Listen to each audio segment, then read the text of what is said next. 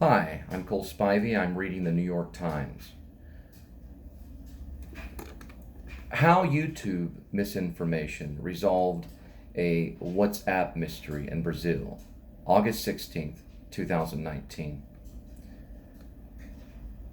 Linga Oliveira dos Santos, leaving her home with her daughter, who suffers from microcephaly, Miss Olivier dos Santos watched YouTube videos attributing Zika to vaccines and international conspiracies. The article is written by Amanda Taub and Max Fisher, August 15th, 2019. Messio Brazil. We traveled to Brazil this spring for many reasons. But one of them was try to solve a mystery that had been bothering us for months.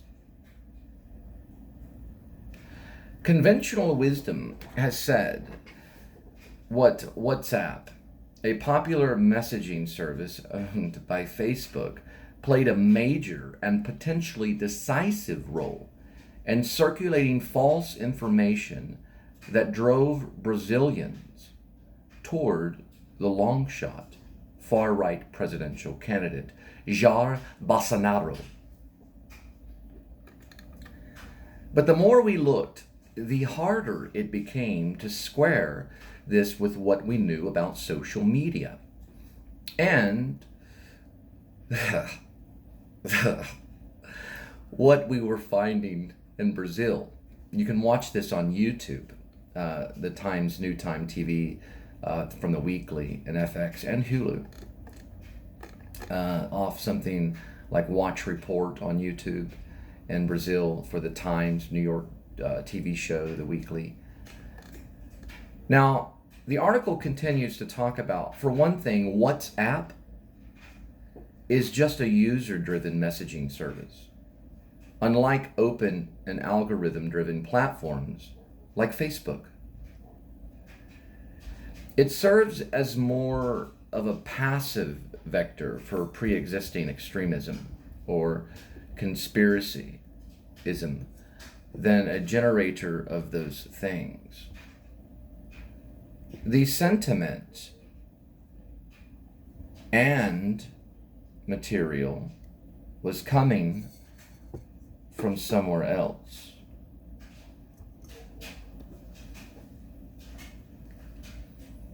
For another, the more we looked at the rise of Brazil's far right, the more we encountered stories of radicalization and misinformation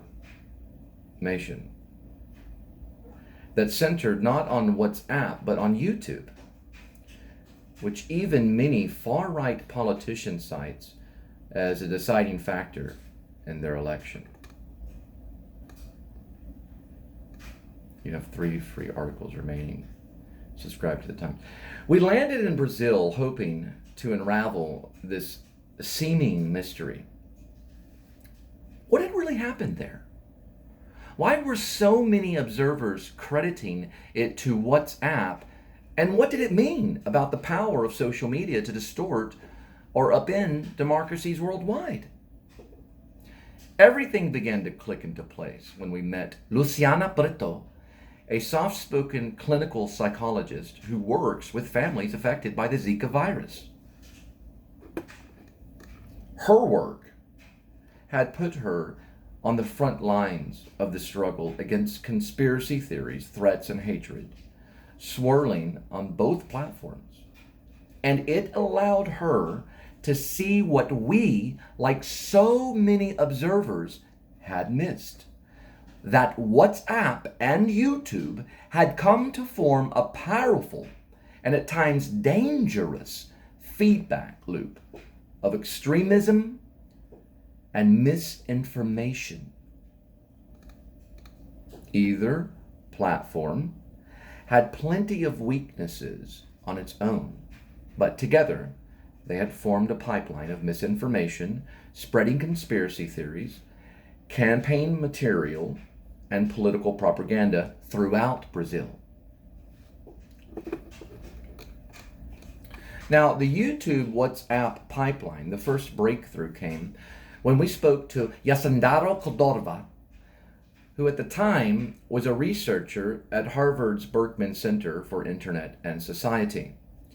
Illiteracy remains widespread in some parts of Brazil, she said, ruling out text-based social media or news sources for many people.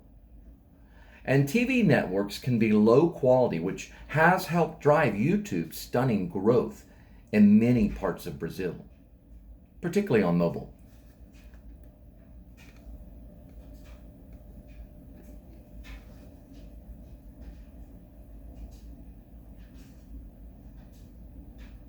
But YouTube has had less success in poorer regions of Brazil for one simple reason. Users cannot afford the cell phone data. The internet in Brazil is really expensive, Ms. Cordova said. I think it's the fourth or fifth country in terms of internet prices, she said. WhatsApp has become a workaround. The messaging app has a deal with some carriers to offer free data on the app, and poorer users found that this offered them a way around YouTube's unaffordability. They would share snippets of YouTube videos that found on WhatsApp, where the videos can be watched and shared for free. Ms. Cordova suspected that WhatsApp spread misinformation had often come from videos that first went viral on YouTube, where they had been boosted by extremism favoring algorithms that we documented in our story earlier this week. YouTube users then pushed clips of those videos on WhatsApp, whose users would have seen their news diets on the messaging service suddenly shaped by whatever YouTube algorithms happened to boost. It was like an infection, jumping from one host to the next. And those WhatsApp users could share the video clips, but because open internet access might be too expensive or because of illiteracy, we're not always in a position to check the videos or to seek out alternate points of view. I guess what they're saying is they're trying to check the video's veracity or to seek out alternate points of view. They just receive information, they read it, and they pass it along, Ms. Cordova said. That's how it works, because it's too expensive to make a Google search. Could this really be what's happening?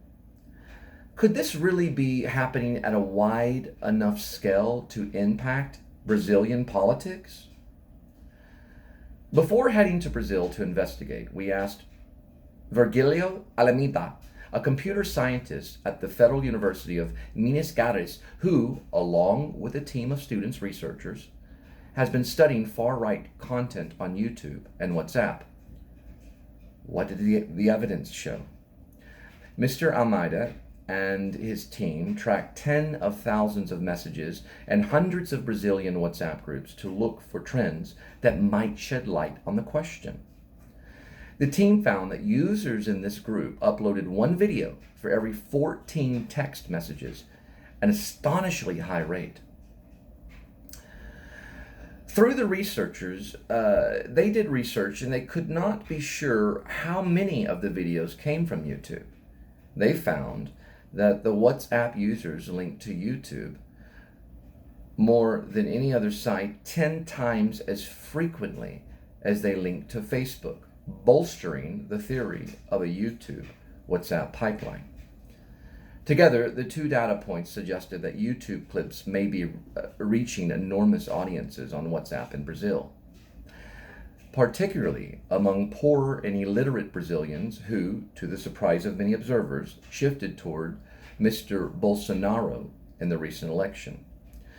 The two platforms combined become an important portal for transmitting rumors, false information, fake news, Ms. Almeida said. That's the big picture. A spokesman for WhatsApp said that public groups account for a small fraction of WhatsApp conversations, so many not to be representatives. Eternal company data, he said, indicates that most Brazilians share videos at a lower rate than the users who Mr. Almeida followed. The groups that Mr. Almeida's team examined may not be a representative. The spokesman added that the company is committed to limiting the spread of misinformation by setting policies, for example, that restrict how widely messages can be forwarded. After they launch a video, we start receiving threats. By the time we arrived in Brazil, we were eager to understand whether this was really happening at rates as high as Mr. Almeida's research had suggested. And we wanted to know whether, like on YouTube itself, the videos that went viral on WhatsApp tended to inflate the reach of extremism and conspiracy theories.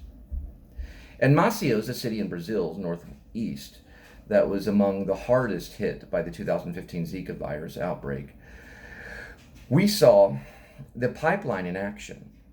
On our second night in town, we spoke with Dr. Brito, the psychologist who works with Zika-affected families. That day, we had watched Dr. Brito meet with a group of local mothers with Zika and try her best to swat back dangerous rumors that blamed the disease on vaccines, on international conspiracies, and that the mothers repeatedly said that they had encountered on YouTube or WhatsApp. It was nearly midnight by the time she sat down to speak with us. She was exhausted after a day so busy that she didn't eat lunch until after 9 p.m. and had a splitting headache, but she had something important that she wanted to show us. Scrolling through her phone, Dr. Brito pulled up a WhatsApp message she had received from a father of a child with microcephaly, a condition caused by Zika. It contained a clip cut from a YouTube video claiming that Zika had been spread by the Rockefeller Foundation as part of a conspiracy to legalize abortion in Brazil. The father demanded to know if it was true. They had become a common occurrence, she said. What happened is they get these little snippets on the video, and then those snippets get circulated by WhatsApp, she said. YouTube is a tool that don't access directly, but they'll click a link from YouTube if it ends up on WhatsApp. The videos often spread in WhatsApp chat groups that had been set up to share information and news about coping with Zika. Turner's users' efforts take control, turning users' efforts to take control of their family's health against them. The first thing they do is to pick up their phone and go onto WhatsApp to ask a mother to exchange information. The way, said Irene Oliveira, an infectious disease specialist in Maceió.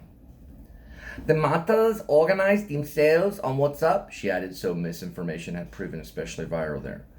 Dr. Brito and her colleague participated in WhatsApp groups and tried to debunk the theories, but the question kept coming. The consequences could be severe, not just for the doubt-stricken families, but also for Dr. Brito and her colleagues. Right-wing YouTubers had hijacked already viral Zika conspiracies and added a twist. Women's rights group, they claimed, had helped engineer the virus as an excuse to impose mandatory abortions. And this way, the YouTube redirected viewers' fear into rage, which they welded against favorite targets like Dr. Brito's group, which had advocated for exceptions to Brazil's abortions ban for mothers with Zika. Right after they launched a video, we start receiving threats, she said. Threats had grown so frequent that the police set up a special channel for her and her colleagues to report them. Dr. Brito said her organization did not want to overwhelm the police, so they filed reports only when they received threats. They were especially serious, approximately once a week, she estimated. Even some mothers had grown skeptical of the rights groups seeking to help them. These women are very vulnerable. And when the state is absent and public policies are absent, then it's very easy for them to fall into a trap of believing in the theories, Dr. Brito said. The biggest impact is that these women stop believing in science, she said. The second is hate, she added. So there's a lot of despair. I was scared to give any more vaccines to my daughter. Meeting the users who had misinformation served to them on the YouTube to the WhatsApp pipeline made clear just how outmatched regular people can be against these platforms. At her home the next day, one of the mothers who had asked Dr. Brito about vaccines, Galiciandro Alvaro dos Santos, said, "Everything you don't know, you can find on YouTube." 3 years ago, when her second child was given a diagnosis of microcephaly, information was scarce. So she sought out every scrap she could, including on YouTube. Again and again, it served her videos attributing to Zika, to bad vaccines, or international conspiracies. Other mothers had the same experience, and they shared their findings on group text messages. Some of the YouTube videos had been staged to resemble news reports or advice from health workers. The recommendation systems are still promoting them. The Harvard analysis found recommending them along more reputable medical advice and surfacing them as top search results. A spokesman for YouTube confirmed the findings, calling the results unintended, and said the company would change how it is searched or how the search tool surfaced videos related to Zika. Ms. Olivero dos Santos knew that the internet could be unreliable, and she believed in vaccines. She knew that they could protect children from serious diseases. But after watching the videos, she felt paralyzed by doubt. Though she gave her children standard childhood vaccine, she said, "I was scared to give any more vaccines to my daughter after that." She and her mother have both stopped taking vaccines as well. That wasn't the only issue on which YouTube altered her thinking. She had not initially been a supporter of Mr. Bolsonaro, she said, but friends of hers kept sending her videos about him. So she turned to YouTube to find out more. "I searched and I became convinced by what he said and what would change and what would improve," she said. "That influenced me a lot." In October, she voted for him. So this article can be found in New York Times today. This is something that is going on in Brazil. And it is published by Amanda Taub and Max Fisher, two reporters from the New York Times, August 15th, 2019. Thank you.